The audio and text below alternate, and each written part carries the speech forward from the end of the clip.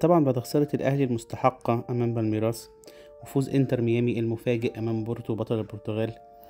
طلع كلام كتير بقى ساعتها عن آمال الأهلي في التأهل لدور ال16. ناس قالت خلاص كده مفيش أمل، الموضوع انتهى، وناس قالت لأ لسه في أمل.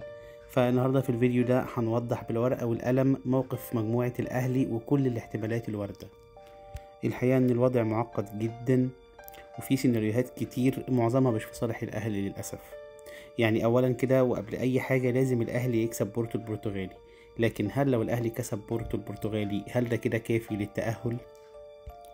في حالة فوز انتر ميامي على بالميراس خلاص كده الاهلي بره، لانه ساعتها بيتساوى الاهلي مع بالميراس في النقاط، هيبقى كل فريق عنده 4 نقط، وساعتها هنروح للمواجهات المباشرة على طول، واللي هتبقى طبعا في صالح بالميراس اللي كسب الاهلي 2-0. وطبعا السيناريو الأقرب للحدوث إن الفرقتين إنتر ميامي وبالميراس يتعادلوا، يبقى كل واحد فيهم 5 نقط، وبكده حتى الأهلي لو كسب بورتو يبقى برضو الأهلي بره. ممكن كمان بالميراس يكسب الإنتر 1-0 والأهلي يكسب بورتو 1-0. ساعتها الإنتر والأهلي هيبقى الاتنين عندهم نقط زي بعض، أربع نقط، والمواجهات المباشرة هي التعادل السلبي. وقتها بقى هنروح لفارق الأهداف، الانتر هيبقى عنده فارق اهداف 0 والاهلي هيبقى عنده فارق اهداف -1، وساعتها برضو الاهلي هيبقى بره البطولة.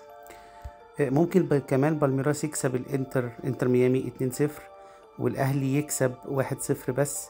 ساعتها فارق الاهداف هيبقى الانتر -1 والاهلي كمان -1.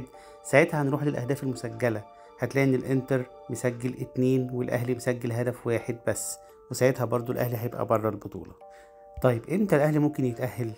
لازم نكسب بورتو البرتغالي فرق 2 والانتر كمان يخسر فرق 2، لو هنكسب 2-0 والانتر يخسر 2-0، او ممكن طبعا نكسب 3 والانتر يخسر 1 او اكتر، ساعتها الاهلي ممكن يتأهل. في حالة من الحالات النادرة اللي ممكن تحصل في المجموعة دي، وهي ان الاهلي يكسب 2-0 وان الانتر يخسر 1-0.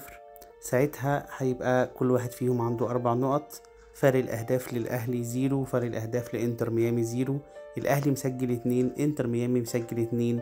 ساعتها هيبقى الحل الوحيد اللجوء للعب النظيف، وبنشوف أنهي فرق أو أنهي فرقة أخدت إنذارات أقل أو كروت حمراء أقل.